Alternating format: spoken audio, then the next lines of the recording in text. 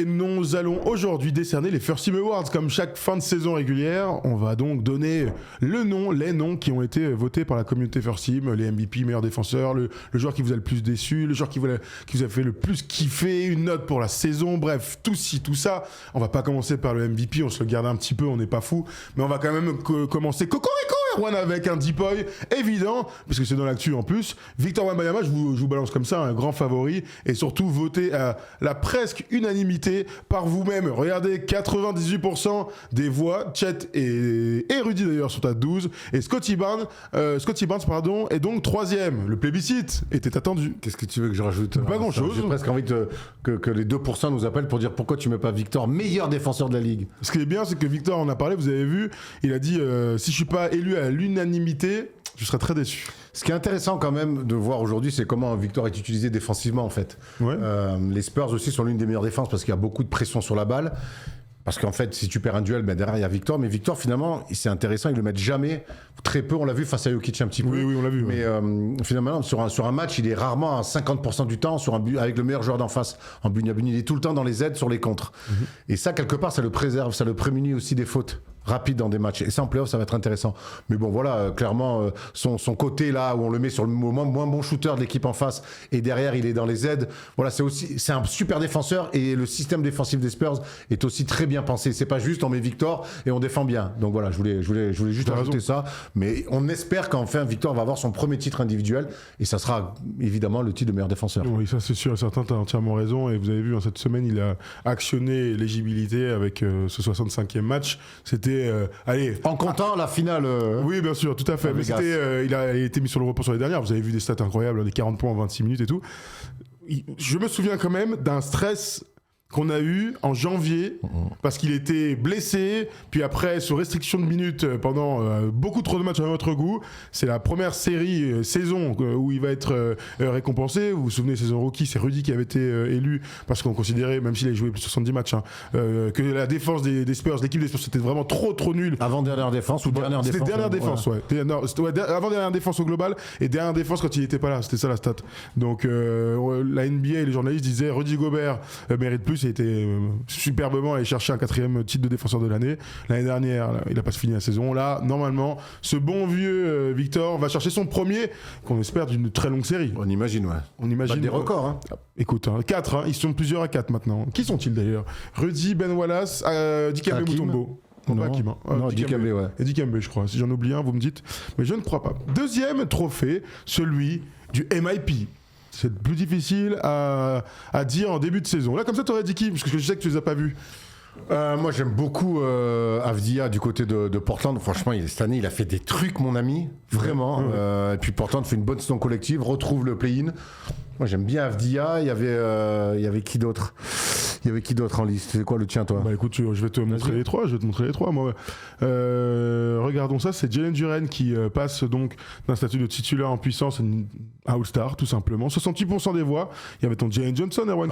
Ouais, mais pour moi, c'est déjà des mecs installés. Jalen Duren, pareil, presque. Un peu. Bah oui, mais tu sais que c'est ça la NBA aussi les dernières années. Ouais, tu sais, les gars qui étaient des bons joueurs, on le savait. Paul George l'a vu. Enfin, il y en a eu plein. Tu m'as souvent houspillé sur les débuts de notre collaboration en disant que le MIP, il fallait qu'il y ait un gap. Moi, oui. Moi, je dirais toujours qu'un mec, je veux un gars, un no-name, qui devient un gars ultra surprenant et tout ça. Écoute, là, le vote, après, c'est Jalen Duren qui est devenu le meilleur pivot de la conférence Est. Nickel Alexander Walker, j'aime beaucoup. Hein. Ah ouais, la saison qui fait le bâtard, elle est monumentale. Hein. Tout à fait. Elle est monumentale. Donc, pour moi, Jalen Duren, en fait, j'entends, hein, on adore, hein, mais pour moi, il était déjà installé, tu vois ce que je veux dire. Donc, après, il confirme. Il a une grosse progression, même dans les stats, dans l'impact.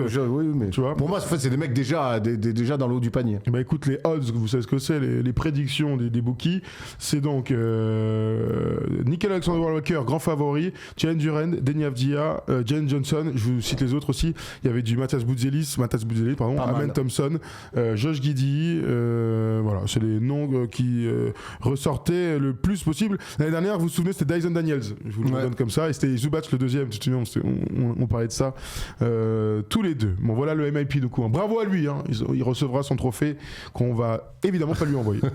On enchaîne avec coach de l'année, tiens. J'ai envie de faire coach de l'année. Alors, il y a un truc un peu évident, c'est que JB Bickerstaff, normalement, devrait récupérer son dû. Ben, je pense, ouais. Puis l'histoire, elle est cool. Hein. Je le trouve aussi. On se souvient de lui, de ses débuts avec Houston, ces trucs où il était copain avec les gens. On se disait, mais qu'est-ce que c'est que ce Kemé, quoi, tu vois.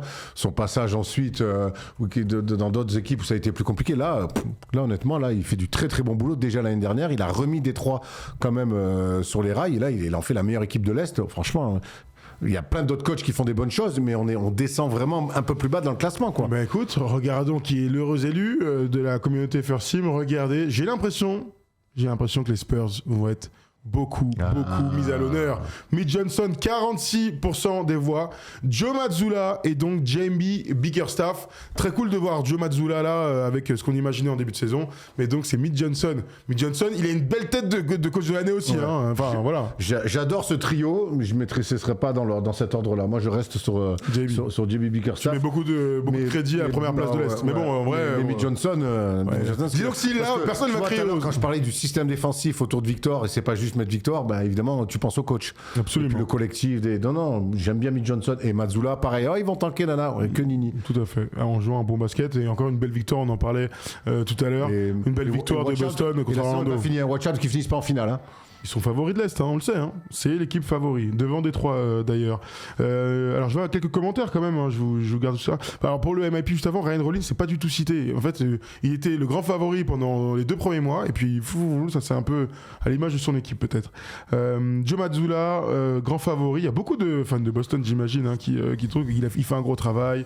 Tim Mazzulla, même si on aime bien les Spurs. Du titre de coach de l'année, hein. Tu as vu ce qu'il avait... il en a absolument rien à faire. En conférence de presse, il est bien ghetto. Joe Mazzulla, il est... Disons qu'il n'a pas la langue dans la poche. Sa langue dans sa poche. J'avais mis Udoka, après ils ont eu Joe Mazzulla. Il était à bonne école. Ouais. On va dire ça comme ça. On va apprendre à la pompe les deux, je pense. Hein. ils sont terriblement en confiance. On enchaîne avec un autre petit truc. Bon, alors attends, je te prends ça. Le Deep Boy, on a fait. Ça, on a fait. Le rookie, je suis très curieux de savoir. Alors sachez que ça fait 1 semaine que vous pouvez voter. Et donc ça a été une course effrénée entre Cooper Flagg et Con Knuppel. Sachez que Cooper Flagg a dit aujourd'hui qu'il serait très déçu de ne pas recevoir le trophée. C'est normal, j'imagine que son ancien roommate à Duke dit la même chose. Toi tu étais sur Con Knuppel sur les derniers trucs. Moi je disais que c'était plutôt que dans Clutch là, et la semaine dernière, je disais que j'aurais donné quand même à Cooper Flagg. Il y a des perfs très hautes. Franchement, un mec qui a 50 points, qui a même pas 20 points en NBA. En fait, c'est vraiment ils ont tous les deux à peu près les mêmes stats. Il y a des perfs très hautes pour l'un et une régularité pour l'autre. Au point, il y a un petit écart. Il y a 17 et 21 points à un moment donné, tu vois. Et surtout que sur les dernières semaines, pas moi, mais le dernier mois, on va dire, Knuppel a eu quand même des sorties à 12-13, pendant que l'autre, il en mettait 40. Il a eu un peu plus de mal. Donc ça joue énormément. Face à Victor. Ah ouais. Ce week-end là, samedi, magnifique. Il est exceptionnel, mais bon, on le sait. Pour qui a voté la communauté First Team, Erwan ? Largement, très largement pour Con Knuppel, 68%. Encore une fois, ça fait plusieurs jours, plus d'une semaine que vous pouvez voter. Ça a dû jouer là-dedans, mais regarde, 25% Cooper Flagg deuxième, donc, et Dylan Harper aussi a reçu pas mal de votes. Et VJ Edgecombe, qui avait VJ, je dis quoi VJ, VJ si tu veux. C'est comme ça quoi. On dit pas Erwan, oui, c'est pareil. Donc Edgecombe, ça va aller plus vite. VJ Edgecombe, qui avait commencé très fort, on s'en souvient, n'est pas dans le top 3, en tout cas sur les Awards of First Team. Oui, absolument. Mais VJ Edgecombe, je pense, finira quand même 3ème assez logiquement de cette course-là. Mais bon, on va voir. Franchement, ça fait vraiment partie des petits trucs. Je ne sais pas. Je suis très indécis. Je ne sais pas pour qui vont voter les journalistes. Je voterai Con Knuppel, mais je pense que Cooper Flagg va l'avoir. Franchement, tu sais, t'aimes bien dire Jokic, 2e saison en triple-double, qui n'a pas le MVP, c'est une hérésie et tout ça. Même dans l'histoire de la NBA, un mec qui a 5 sorties à plus de 40, qui a 51 points, et je sais, c'est la NBA, il y a plus que ça.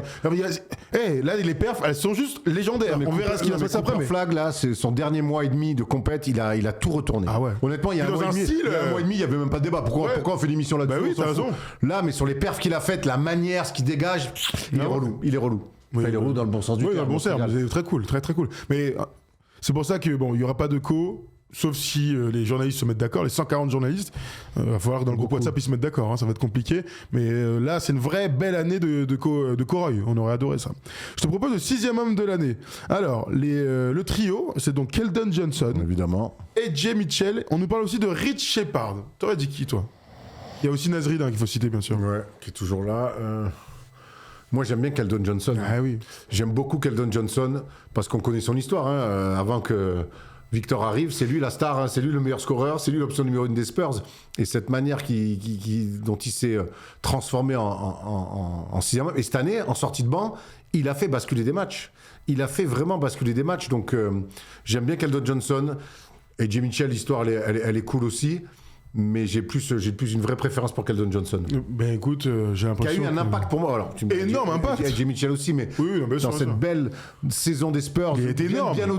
Bien au-dessus des espérances de début de saison. J'ai bien envie de le donner à Jay Mitchell. C'est une preuve de plus que même quand vous n'êtes pas dans le 5 majeur, vous pouvez avoir un énorme impact de leadership défensif et au scoring pour une équipe qui truste les premières places de la conférence Ouest. Et donc Keldon Johnson a été assez largement élu 6e homme de l'année. De toute façon, les Spurs, ils vont être placés sur beaucoup de trophées. Je ne sais pas combien ils vont gagner, mais Keldon Johnson favori, mais Johnson dans les favoris, Victor meilleur défenseur. Absolument. Ça commence à faire pas mal de trophées pour une saison. En fait, quand c'est une saison hors norme, les gens ont facilement envie de les récompenser. C'est un peu normal. 64% en tout cas. Et AJ Mitchell, 12e. Ça, c'est la fanbase belge, c'est la famille. Et Rich Shepard, donc, ça, c'est les Texans.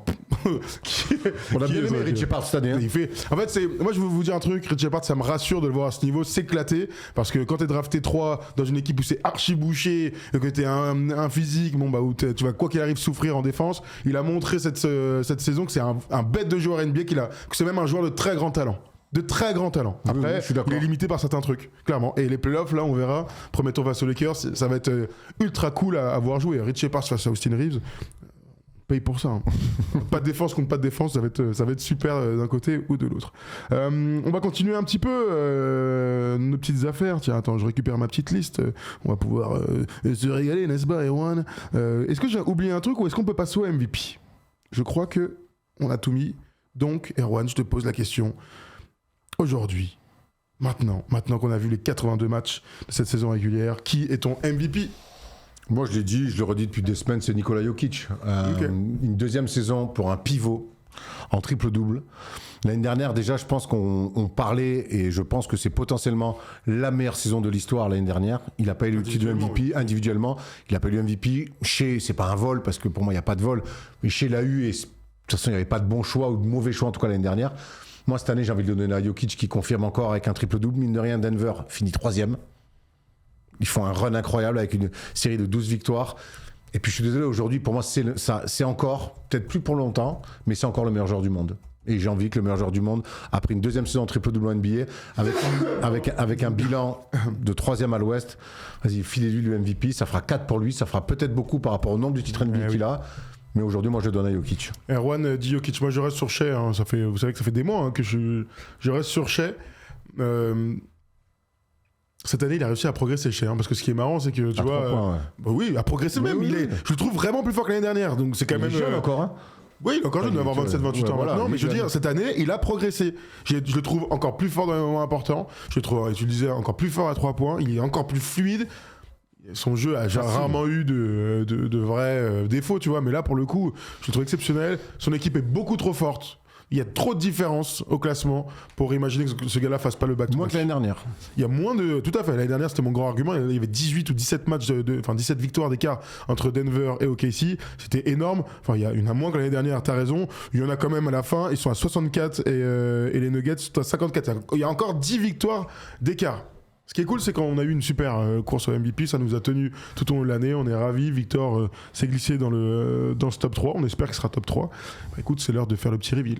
On y va tout de suite. Vous avez voté pour Victor Wembanyama, vous êtes des coquins. 41% en faveur du joueur des Spurs. Ah ouais. Shai est deuxième à 27% et Jokic à 21%. Et ouais, cocorico, Erwan. Hein. Bah oui, de toute façon, bon courage à Maxime Aubin de l'équipe et à Rémi Réverchon de Beansport pour voter. Parce qu'on va les voir, les votes. Hein. On va regarder les Français alors. Parce que les Américains, si on inverse les rôles, ils auraient voté pour Victor. Hein. Non mais tu vois, en vrai, à un moment donné, dans le sens, on soutient notre gars, quoi. Donc bon courage à vous, les gars. C'est pas une décision simple entre le cœur et l'envie. Le professionnalisme. Mais l'envie aussi de pousser notre gars. Attends, si j'avais un vote, moi je pense qu'on irait sur Victor. Hein. C'est ça qui est beau. C'est pas plus mal de pas l'avoir alors. Ça te regarde, écoute, je peux prendre des décisions. Je suis d'ailleurs candidat pour diriger la Ligue et la Fédé en même temps. Double casquette, ça n'a jamais été fait. Bon, Victor Wembanyama, en tout cas MVP, mais ça va rejoindre le deuxième award qu'on donne à Victor aujourd'hui, troisième d'ailleurs, celui du joueur qui vous a le plus fait kiffer. On va les mettre tous les deux, regarde, 60% des voix, et c'est bien logique. Luka est deuxième, troisième, égalité, Nikola Jokic et Shai. Ça, c'est quand même le grand enseignement après 82 matchs. Victor Wembanyama a explosé toutes les attentes. Il a réussi à jouer les matchs malgré les blessures. Collectivement, ils ont une progression qui est juste hors norme. Victor est le joueur le plus kiffant de la NBA. C'est même pas parce qu'on est français qu'on dit ça. Ouais, c'est le futur meilleur joueur de la Ligue, c'est le futur meilleur joueur du monde.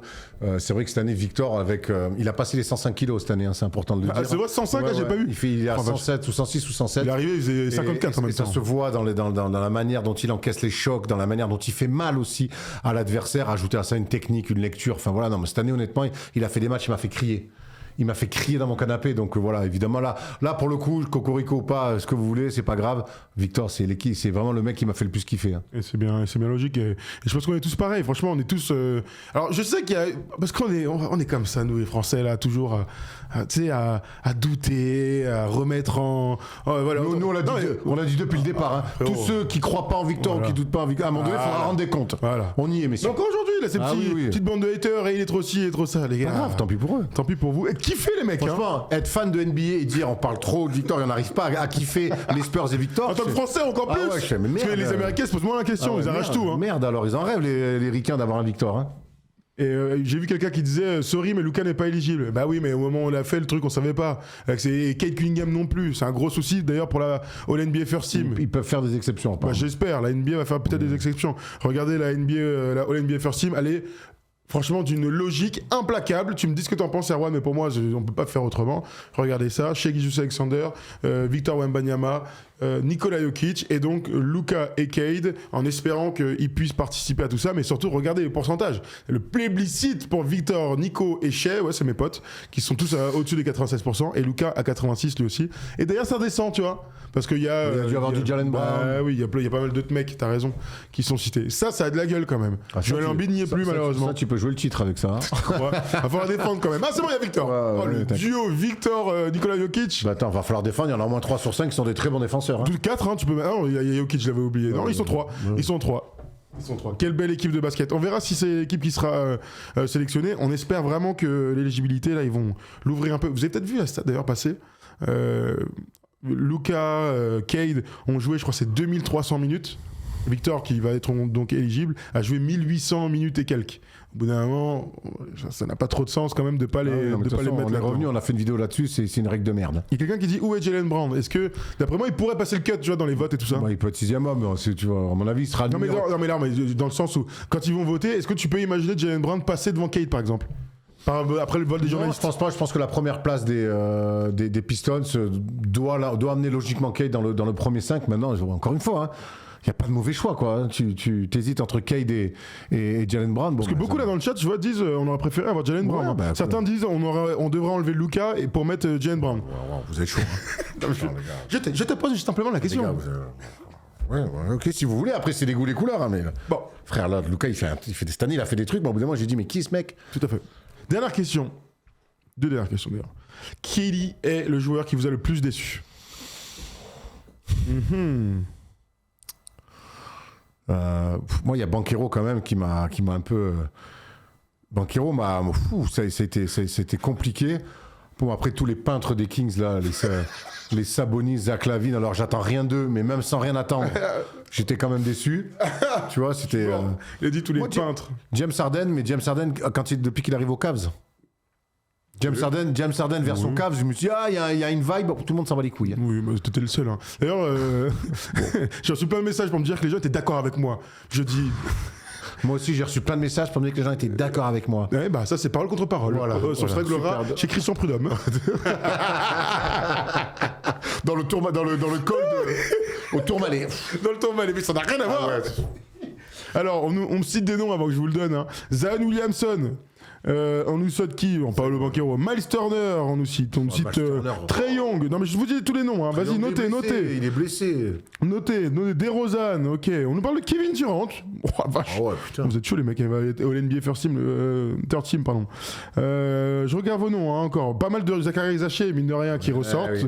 Oui, forcément, on est tous un petit peu tristes dans tout ça. Bon, écoute, voilà. On nous parle aussi de Joel Embiid. Chaque saison, il me déçoit, nous dit Lorenz. Franchement, Joel Embiid, là, il peut plus. Les gars, évidemment, on l'a déjà dit l'année dernière, il peut plus. Et je vais même vous dire un truc, c'est que ce qu'il arrive encore à faire sur un match ou deux, à monter aussi haut dans les stats, prenons tout ce qu'on a à prendre. Joel Embiid, malheureusement, son corps ne tient plus. Là, il y a un play-in, c'est un match ultra important. Le mec, il a une appendicite, frérot. Ouais. En fait, son corps ne peut pas. Non. C'est psychologique. Il ne pouvait pas déjà avant. Hein. Je me rappelle qu'il a raté les 2 premières saisons, le mec, de sa carrière. Des trucs dans son corps et tout. Ouais. Honnêtement, moi, quand je vois un match de Joel Embiid où il met 33, 12 et 8, je suis très content. Oui, c'est vrai. Parce que toujours avec un style, certes plus explosif, mais toujours un style super intéressant. Bon, écoutez, très bien. Réponse du coup du Awards du mec qui nous a le plus déçu. Paolo Banchero en tête, 39%. Ja Morant. Bien sûr. Bah oui, toujours. Saison blanche, quoi. Ouais, dégagé Ja Morant, terrible. On espère que l'année prochaine, il aura une équipe où ça va bien se passer. Et Giannis en 3, t'as vu, hein? Alors peut-être pour son non-choix, là, peut-être. Et son non-transfert. Mais c'est pas lui qui décide, hein. Je sais, mais bon, à ce niveau-là, tu décides toujours un peu, j'ai l'impression. Non, mais en tout cas, il est dans la liste, regarde. Oui, t'as vu Giannis, par contre, sa saison est merdique. On se souvient que l'année dernière, il se fait sortir au premier tour, comme les deux années auparavant. Cette année, il va pas jouer les playoffs du tout. Il n'est même pas en play-in. Aujourd'hui, Giannis est encore dans son prime. Moi je comprends le vote de Giannis, j'y ai pas pensé quand on a échangé là, mais en fait c'est un bon vote. Ouais, on est très déçus. C'est plus que la déception évidemment du joueur, c'est voilà, de tout ce qui s'est passé. C'est pas lui son comportement lui, mais la gestion autour de lui aujourd'hui, on s'est privé d'une saison de Giannis. Absolument. Dernière question, messieurs dames. Erwan, tu m'avais donné un bon 8 pour comme note cette saison. Et bien regarde, tout le monde est plutôt d'accord avec toi. Regardez, 8,1 la saison dernière avec le trade de Lucas et 8. Ça c'est des mecs qui adorent la NBA. C'est vrai qu'on a fait, allez voir le First Day Show si vous l'avez pas vu. On a fait un état des lieux, un beau bilan de tout ce qui s'est passé dans cette saison. On a essayé de regrouper tout ce qu'on aime, hein, à la fois le jeu, les perfs individuels, les équipes qui fonctionnent, les trucs qu'on a un petit peu moins bien aimé cette saison. Moi j'avais donné une note de 7, ce qui est une bonne note, hein, t'as quand même une mention bien au bac. Bon. J'en rêvais. Hein, moi, au bac, j'aurais bien pris ma mention. Moi j'ai eu 7 au bac, mais pas sur 10. Il paraît que quand t'as 20 sur 20, tu as même tableau d'honneur, t'as un peu d'oseille de la part de l'État. Oui, on finance n'importe quoi, c'est vrai, vous avez raison. J'ai toujours pas reçu cette oseille, moi. Je vois ta tête quand tu... C'est con.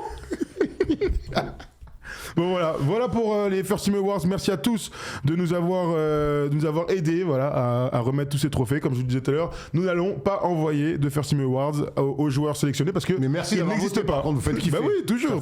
Plusieurs saisons qu'on le fait, maintenant c'est lourd. Ouais, on adore ça. Donc merci à tous de nous avoir suivis. Et puis si vous êtes en replay ou si vous n'avez pas voté, vous pouvez nous mettre, vous savez, MVP machin, vous mettez le joueur à côté et on se fera un grand plaisir de le lire.